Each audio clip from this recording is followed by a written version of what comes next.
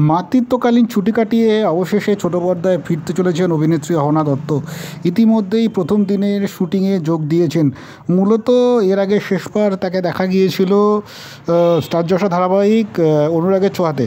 তারপর তিনি তার অহনা মা হয়েছেন।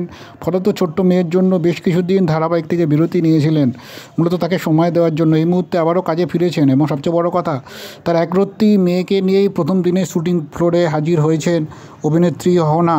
মূলত এই প্রসঙ্গে তিনি জানিয়েছেন সংবাদ মাধ্যমকে যে মেয়ে নাকি তাকে ছাড়া থাকতে দিব্যি অভ্যস্ত।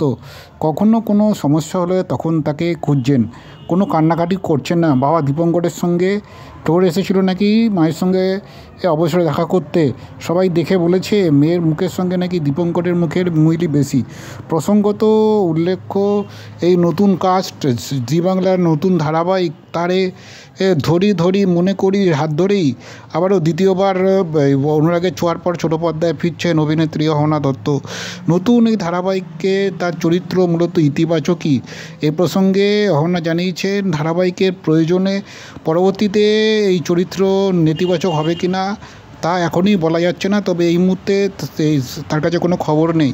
আর এই ধারাবাহিকে সম্পূর্ণ সাধারণ বা তার পাশের বাড়ির মেয়ের মতো চরিত্রেই তাকে দর্শক দেখতে পারবেন। আর মূলত অহনা জানিয়েছেন সংবাদ মাধ্যমে আরও যে এই চরিত্রের সঙ্গে সাধারণ দর্শক সহজেই নিজেদের কানেক্ট করতে পারবেন বা চরিত্রের সঙ্গে সংযোগ স্থাপন করতে পারবেন। সব মিলিয়ে পল্লবী শর্মার এই নতুন ধারাবাহিক তারে ধরি মনে করিতে দ্বিতীয়বারের জন্য আবারও কামব্যাক করছেন অভিনেত্রী অহনা দত্ত।